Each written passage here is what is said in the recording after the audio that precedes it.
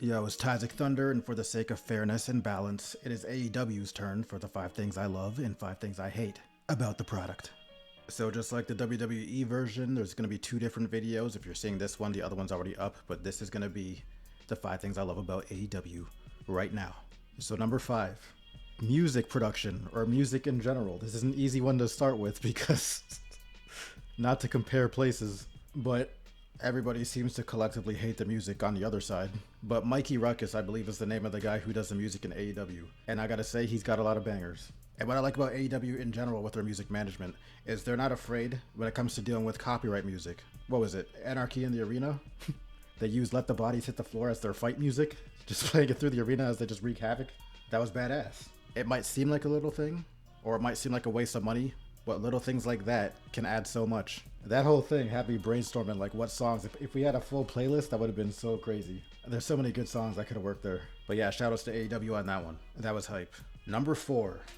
AEW has been really good at introducing me to new faces, whether it be through their partnerships, which I think they handle for the most part respectfully.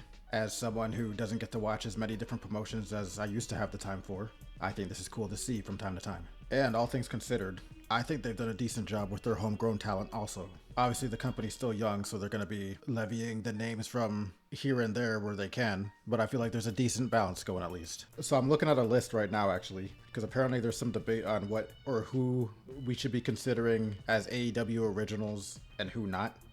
Like obviously we don't count somebody like Jericho, because Jericho's been established already. People will call him WWE, but by that argument you could actually say he's WCW, but we get the point for the most part. So it would be like what, MJF, Darby Allin, Kenny Omega, Young Bucks, Hook, Danhausen.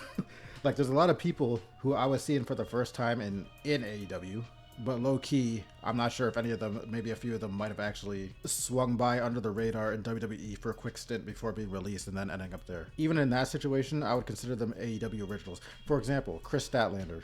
Chris Statlander, apparently there's a photo resurfaced. I guess she was in NXT maybe, or something like that. Even in a situation like that, I would still consider Chris Statlander an AEW original. And honestly, we're at the point now, I almost consider Jon Moxley more AEW than WWE at this point. But his case is a special case because it's so obvious that he feels way more in his element over there, but you get the point. So I guess what I'm saying is MJF is arguably the biggest known AEW original, pure, and then maybe like Kenny Omega or something, I don't know. But my point is, I like that they got enough original faces as a foundation. And number 3, is this number 3? I think this is number 3. Yeah, it's number 3. Okay, so time to get controversial, because I like when they get creative with their storytelling formats. Yes, you heard that right, storytelling formats. Now, people be screaming, talking about AEW doesn't have stories, which it's like, I don't even know how to, like they do. They just do. It's just that I guess it's not constantly spelled out for you. See, that's the thing. I don't want to keep bringing up the comparisons, but I guess by comparison, WWE spells out their storylines segment by segment all the way through the show, whereas AEW will allow space, or they'll let it play out in ways where it feels more organic rather than a play.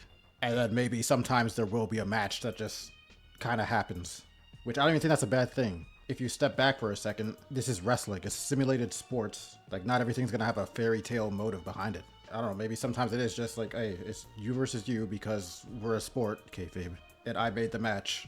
It's the WWE theater kids that make this complaint more than anything, but I've caught multiple of them that are content creators come out here and say that the Sami Zayn US Open Challenge has consistently been the best thing on the show. Where's the story there other than random challenger shows up and has a match? Random challenger shows up and has a match. So I know you understand this concept. I mean, you could finesse it and be like, well, the story is he's continuing John Cena's tradition. But it kind of starts and stops there, and yet that's the best thing for you. It's very basic. Anyways, that's the last time I'm mentioning WWE. I just had to make that point. So, AEW getting creative with their storytelling formats. Let me elaborate. Just recently even, in the build-up to Jon Moxley versus Darby Allin in the I Quit match, they did a segment. It was like a pre-recorded, I'd say backstage, but I actually got the video up here. Darby Allin and Jon Moxley come face to face in an undisclosed location. So they were in some, like, people were calling it like a jailhouse. They were talking through like a window, like if you're to visit, I don't know, I guess some inmate. And the way how this whole segment is, first of all, the cinematography was great here. This thing was shot like an indie film. That's what I liked about it. And the atmosphere was all like dark and red. It was like a horror movie or some shit. Like I said, it was like a little mini film. But yeah, that was really good, I thought. But to further my point is I like how AEW will switch it up and do like different formats like that. You'll have your traditional, I don't know, backstage segments, but then out of nowhere they'll show you something like this. Or you'll get another pre-recorded moment, which was on the same Dynamite, I believe. The Don Callis family. They're all having to get together. But Takeshita couldn't make it. And then you got the whole thing with Okada, who just doesn't like Takeshita. And he turns the TV. I can't... It's there. You get the point. The storytelling does exist, and I like how they do it. I personally do not freak out when a random match happens, but I guess that's just me. Anyways, moving on. Number 2. Okay, so this is easy. I'm an in-ring guy. I like and liked wrestling primarily for the in-ring before anything else. So the higher octane style, or just the more, whether you want to call it fast pace or whatever style that you see in AEW, I've been used to seeing that pretty much everywhere else. So I guess I'm very much used to that style. That's nothing new to me. And I do like and appreciate in-ring skill and well executed moves that may be flashy or just, entertaining. I like a good action sequence, whatever. A lot of my favorite current in-ring wrestlers are in AEW right now. Oh, he likes Flippy Dippy. Hey, look, he likes gymnastics. Choreographed. Oh, God. I like power moves and mat wrestling too, but I'm not going to explain all this again. Number 1.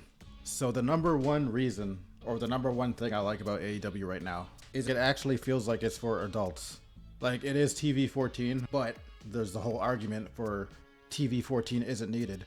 It might not be needed, but it sure as hell is refreshing after you've been in a PG world forever. Because you can see the difference. It's just a difference between floors and ceilings. Yes, I do agree that it's not like... I've seen what it looks like when you curse up a storm for no reason. I don't think AEW is doing that, though.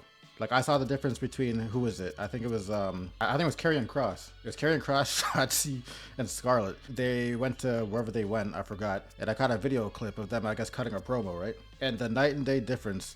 It felt like they had chains on, and then they just ripped it off, and then, like, years worth of profanities in one segment for just being let loose. And I was like, okay, yeah, that was a bit extra. But AEW, just baseline, because it's TV-14, to me, in a wrestling environment, that feels more realistic. When you got animosity towards anyone, it is very believable that curse words are going to fly out at some point. And evidently, when you look in the crowd, it is like there's way less kids in the audience. Yes, that might make AEW more niche, but I'm one of the ones who is serious when they say that they want an alternative. It's good to have alternatives. A lot of people say they want alternatives, but really, they want an extension. But that's all I'm going to say about that. It's Isaac Thunder, and I'm out.